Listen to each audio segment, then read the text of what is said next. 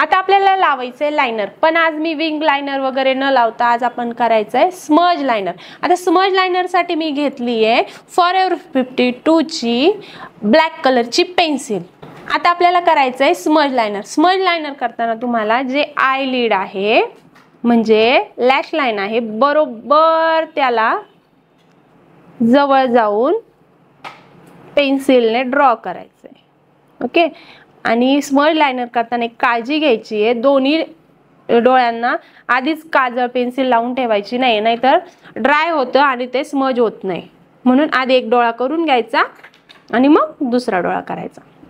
आणि स्मज करताना ना असा ब्रश वापरायचा आहे तुम्हाला ज्याचे ब्रिसल्स आहे एकदम जवळ जवळ आहे. ह्याला पेन्सिल ब्रश पण म्हणतो आपण. हा पेन्सिल ब्रश तुम्हाला स्मज साठी वापरायचा आहे आणि बरोबर तिथल्या तिथे स्मज करायचंय. सेम आपल्याला इकडनं पण करून घ्यायचंय.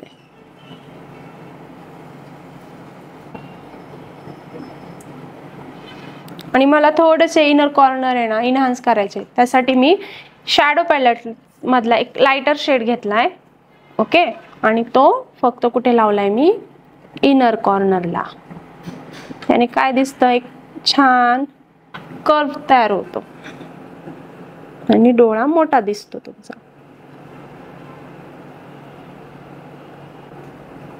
आजच्या आय मेकअपला थोडासा आपण ब्राझिलियन टच दिलेला आहे. ब्राझिलियन टच मीन्स ते आय मेकअप ना खूप सॉफ्ट असतात, खूप म्हणजे खूप सॉफ्ट असतात आणि त्यात आहे ना ब्राऊन कलर जास्त असतात. आता वरचा आय मेकअप झालाय, आता आपल्याला खालचा आय मेकअप करायचा आहे. मग आपण त्याच पेन्सिलने काय करणार काजळ लावून घेणार. आता काजळ लावताना काय करायचंय बघा, काजळ लावताना क्लायंटच्या डोळ्याला पाणी येतं बरोबर. मग त्या केसमध्ये काय करायचंय तुम्हाला, जेव्हा इथे काजळ लावायचंय ना तर क्लायंटला कुठे बघायला लावायचं माहितीये का, इथे बघा, हे बघा वरती बघ. मग ते काय होतं माहितीये का, विजन कट होते. विजन कट झाली ना तिकडे लक्ष जात नाही आणि डोळ्याला पाणी येत नाही. सेम जेव्हा तुम्हाला इनर कॉर्नरला काजळ लावायचंय तर क्लायंटला तिकडे बघायला लावायचंय आणि मग पटकन काजळ लावून घ्यायचंय. विजन कट होणं महत्वाचं. आता आय मेकअप मध्ये आपण काय केलंय काजळ लावलंय, पण काजळची ही ना मला अशी एक प्लेन रेश कधीच आवडत नाही. म्हणून मी काय करते, जे वरती रंग घेतलेत ना त्या रंगाने त्याला जे खालची जी लॅश लाईन आहे ना तिथे ब्लेंड करते. आता वरती आपण कुठला रंग घेतला होता, इथे लाईट कलरचा. आता लाईट एखाद्या लाईट रंगात कलर थिअरी अशी सांगते की एखाद्या लाईट रंगामध्ये ब्लॅक मिक्स केला तर तो डार्क कलर तयार होतो. म्हणून आता बघा वरती बघ, इथे काय आहे काजळ आपला ब्लॅक रंगाचा आहे आणि ह्या ब्लॅक मध्ये जर आपण एखादा डार्क रंग टाकला तर अजून डार्क होईल आणि तिथे शेडिंग दिसणार नाही. म्हणून आता ह्या काजळला ब्लेंड करण्यासाठी मला एक लाइटर रंग घ्यायचा आहे आणि तो मी घेणार आहे हा जो लाईट ब्राऊन आहे. वरती बघ, क्लायंटला वरती बघायला लावायचं आणि बरोबर लॅश लाईनच्या खाली तुम्हाला तो रंग ब्लेंड करून घ्यायचा आहे.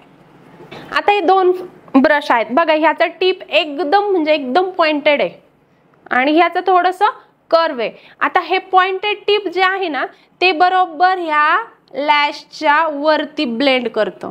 मग तिथं काय आहे एकदम क्लीन आणि नीट काम होतं. तुम्हाला प्रत्येक गोष्ट करताना जे तुम्ही टूल्स वापरताय ना ते योग्य वापरा. जसं की मी आता वापरते बघा, वरती बघा काय होतंय, आपल्याला आपला टार्गेट पॉइंट मिळतोय. फक्त तिथल्या तिथं आपल्याला ब्लेंड करायचंय, दुसरीकडे आपला ब्रश पोहोचत नाही.